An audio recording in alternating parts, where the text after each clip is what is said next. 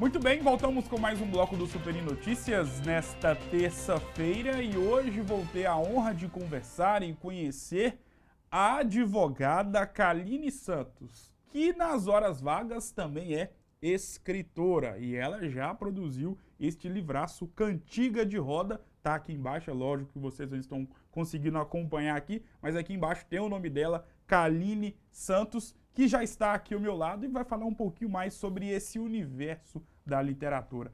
Kaline Santos, doutora Kaline Santos, que nas horas vagas também é escritora. Muito obrigado por ter aceitado o convite. É uma honra muito grande ter você aqui com a gente. Boa tarde. Olá, Gustavo. Tudo bem? Tudo certo. É um prazer imenso falar de literatura, não é? Falar das coisas que movem a gente, das nossas paixões.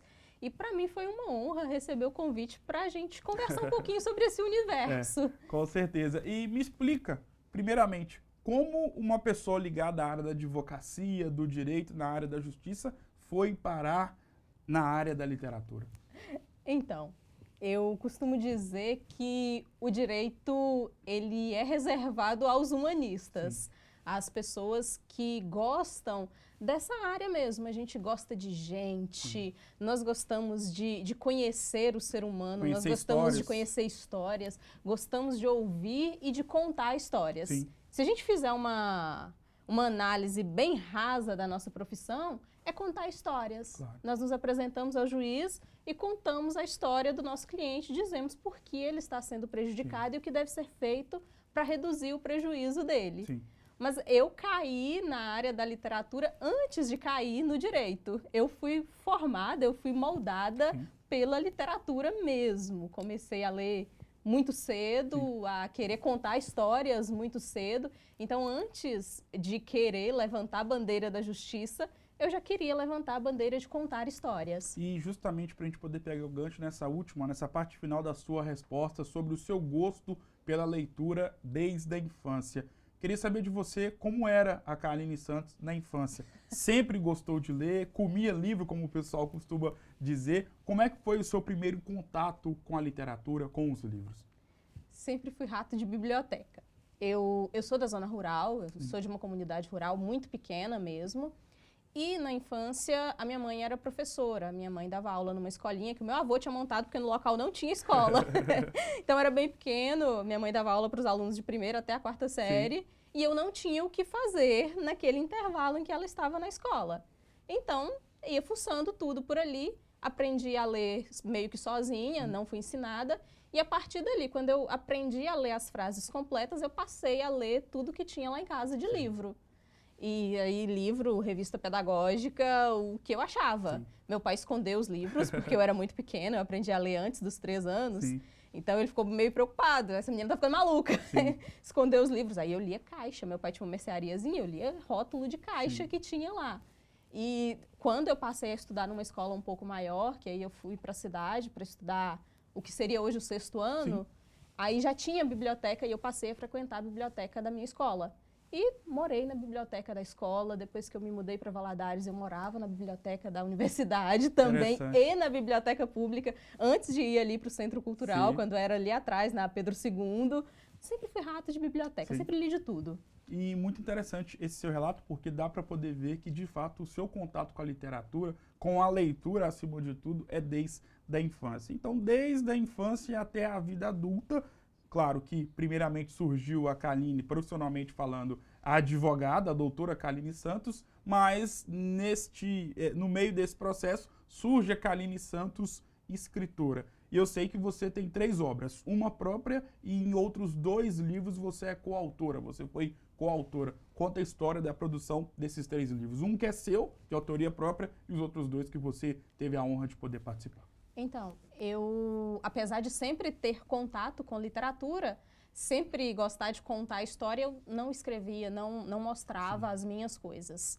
E existe aqui um projeto de um sarau bem antigo, já tem acho que 11 anos, e eu comecei a frequentar esse sarau como ouvinte, até que um dia eu resolvi que eu ia me mostrar, que eu ia declamar também. Declamei a primeira vez, não tive coragem de declamar nada meu, declamei um poema de outra pessoa e acabei gostando daquele ambiente da poesia. A partir dali, comecei a mostrar aos pouquinhos as coisas que eu produzia. E no aniversário de 80 anos da cidade, foi produzida uma antologia para celebrar essa data. Sim. Escolheram alguns poetas locais e eu estava entre esses poetas participando com um poema. Sim. Durante a pandemia, também, a gente continuou com os projetos de sarau e nós fazíamos muitos saraus online, porque não tinha como se reunir fisicamente, todos nós sabemos Claro. da situação. E surgiu a ideia de que nós montássemos um e-book como uma forma de consolo para a gente mesmo durante aquele período. Então, teve esse outro livro em que eu participei com um poema autoral também. E o livro, propriamente Cantiga de dito, Roda. que foi, assim, foi uma coisa inesperada para mim. Eu não Sim. esperava que eu fosse publicar a primeira vez poesia. Eu achei que eu publicaria prosa, porque eu tinha mais afinidade para escrever prosa, inicialmente.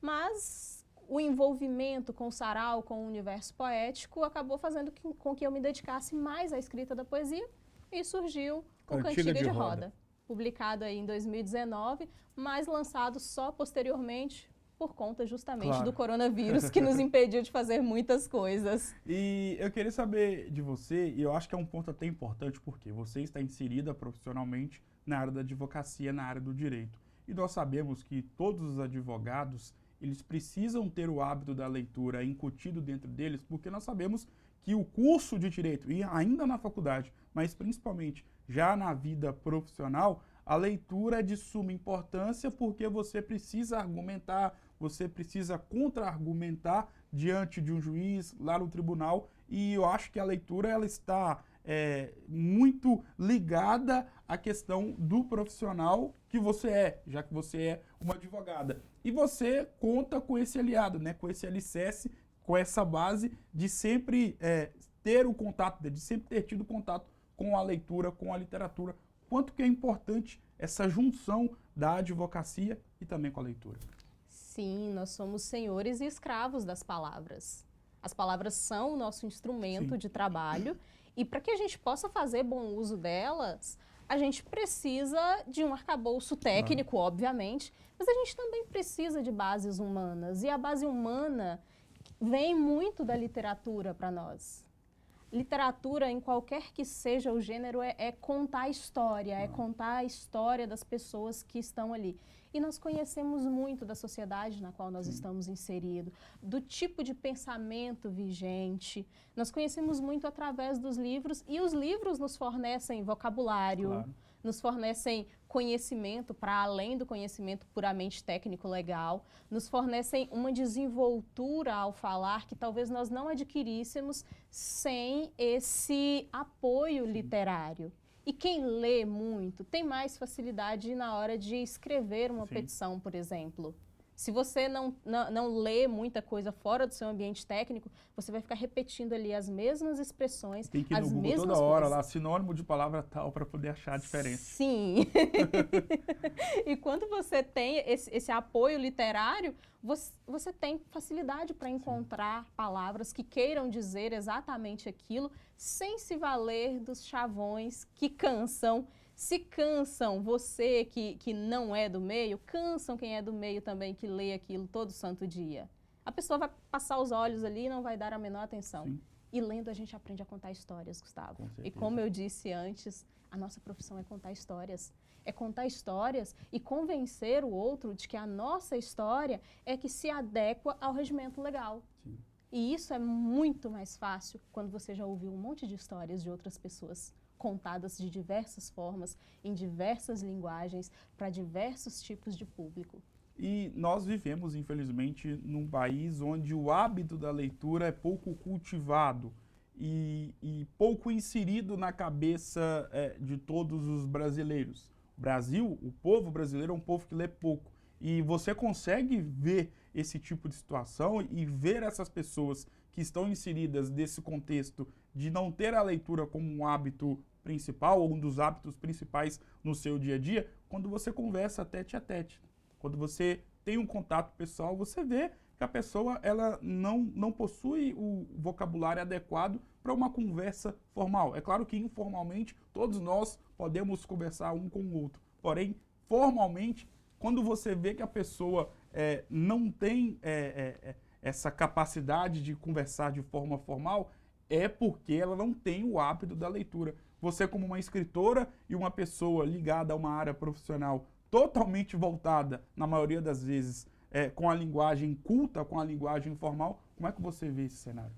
É muito triste, porque, infelizmente, isso se faz presente entre nós, independente da profissão, independente da realidade social. Nós temos uma deficiência de leitura, sim, e é nítido, como você disse, você conversa com a pessoa, você sabe que ela não tem um vocabulário adequado. Às vezes ela até tem uma série de palavras bonitas decoradas. Que ela viu na internet. Que ela viu na internet, que ela viu em conversas de outras pessoas, ou que foi construído pelo imaginário da história contada nos filmes, nas séries de TV que ela assiste, e ela acredita que aquilo ali é a forma de se comunicar. Mas daí você vê que ela usa as palavras num contexto inadequado, Sim. que ela se confunde com a significação das expressões, que ela não consegue concatenar as ideias, que ela não consegue ter uma conversa em que tenha início, meio e fim. A gente... Quando esquece palavra também é um sintoma. Sim, você vê que a pessoa está ali vasculhando o cérebro. E não acha. Dá até para ver ali a pessoa puxando as gavetinhas, onde tá. E ela não encontra. E aí, ao mesmo tempo, é interessante a gente notar que, mesmo numa conversa informal, quem tem um arcabouço literário, ele se porta de maneira diferente. Nós somos mineiros, nós adoramos comer palavras. Então, a gente fala ser, tá, a gente come pedaços das palavras, mas isso é um aspecto cultural. Isso não é um aspecto de desconhecimento. E é perceptível quando é desconhecimento e quando é cultural. E o que afeta não é o aspecto cultural. A gente pode ter uma conversa em que essas palavras são comidas tranquilamente, sem problema algum. Mas quando é desconhecimento, aí você vai dizer uma coisa achando que está dizendo X e está dizendo Y. Sim. No ditame antigo, quem não sabe rezar, xinga a Deus. E quem não tem vocabulário não consegue se comunicar e acaba dizendo várias coisas que não gostaria de dizer, achando que está arrasando. E para a gente poder encerrar nosso bate-papo, queria saber de você como resolver isso, como melhorar. Existem formas e maneiras para que o brasileiro possa ser um povo e nós possamos ser um país, formar um país no qual a leitura, o hábito da leitura possa ser algo primordial e incutido na cabeça de todos os cidadãos? Existe? O que você imagina? O que você pode dar de dica para uma pessoa que não tem o hábito da leitura como algo principal dentro da sua vida, começar a ter o interesse pela leitura? E o gosto acima de $1 milhão, não é? Mas eu acredito que uma das coisas a se fazer é tirar da bolha. Tem uma falsa estatística que roda por aí, que o jovem hoje lê muito. Mas o jovem lê a mesma história, repetidas vezes. E na internet, no Instagram, no Facebook. Independente, às vezes até livro físico, mas é a mesma história. Se você pega um segmento específico de livros que faz muito sucesso no país aí, você pode pegar todos eles, faz um bloco ali de 10 livros. Leia um. Todos os outros você sabe como a história começa, se desenvolve e termina. Porque é sempre a mesma história, mudando o nome do personagem e mudando o nome do local. Não muda nem o local, as características intrínsecas ao local. Muda só os nomes. E a gente precisa combater isso. Por mais que seja bom ler, mas é bom ler com qualidade também. A gente, durante muito tempo, investiu na quantidade, né? Deixa ler o que quiser, é melhor ler qualquer coisa do que não ler nada. Mas acredito que já chegou o tempo de nós investirmos em qualidade. Os nossos jovens, os meninos mais novos do que a gente, porque nós também somos jovens, sim, com certeza. Eles já estão acostumados à leitura, só que eles estão acostumados à leitura única. E a gente precisa retirar a sociedade dessa bolha. Leva outras coisas. Tem tanta coisa interessante escrita em matéria de fantasia, em matéria de romance, em matéria de drama. A gente tem muita coisa boa produzida e escondida, inclusive produzida por autores brasileiros. Tem um núcleo nordestino que escreve contos maravilhosamente. Talvez se a gente divulgasse essas coisas, divulgasse essa escrita que fala conosco, o sujeito que conta a história, por exemplo, do Curupira, que é uma figura que todos nós conhecemos, talvez os nossos meninos gostariam de ler isso, tanto quanto eles gostam de ler sobre vampiros, sobre fadas, sobre essas coisas. Ou ler uma fofoca na internet. Porque cá pra nós, gente, fofoca de internet é contação de história. Sim. Então, por que, em vez de contar uma história que vai macular a honra de alguém ou que vai magoar alguém, não jogar por aí histórias que farão melhor, que desenvolverão a personalidade de alguém, que desenvolverão o gosto pela escrita? Claro. E histórias, acima de tudo, que possuem a capacidade de enriquecer a si mesmo e principalmente enriquecer o vocabulário e principalmente o conhecimento. Doutora Kaline Santos e também escritora, muito obrigado por ter aceitado o convite. Fica a dica aqui, gente, ó, Cantiga de Roda, livraço feito pela doutora Kaline Santos e também escritora nas horas vagas. Foi um prazer te receber aqui na Superi TV, em especial, claro, ao Superi Notícias. E fica aqui o convite para você poder voltar mais vezes. E quem ficar interessado em poder comprar, e quem quer comprar o livro, dê o endereço, fale aonde ele pode te procurar para poder estar efetivando a compra deste livro, que eu já vou procurar um jeito de poder comprar. Vou tentar pegar isso aqui para mim, brincadeira, mas para poder, claro, garantir o meu, fique à vontade. Gustavo, foi um prazer conversar contigo, foi Tamo muito junto. bom esse nosso momento. Espero que sirva para inspirar outras pessoas, que sirva para que as pessoas tomem coragem para se mostrar também, isso é muito importante. E quem quiser conhecer um pouquinho da obra e, consequentemente, de mim, aí tem um pedaço da minha alma, vocês encontram no site da Editora Autografia, ou vocês podem adquirir comigo, entrando em contato comigo através do meu Instagram, Sim. Kaline San. Kaline, 2 S, A-N. Sim. É fácil de ser decorado e é fácil de ser encontrado também. Será um prazer conhecer outras pessoas. Kaline, doutora Kaline, né? É sempre bom chamar o advogado de doutor, né? Eu sei que vocês gostam muito. Doutora Kaline, muito obrigado por ter aceitado o convite mais uma vez. Fica aqui o convite para poder voltar mais vezes. O Superi Notícias de hoje vai ficando por aqui. Um grande abraço e eu volto em uma próxima oportunidade. Até mais!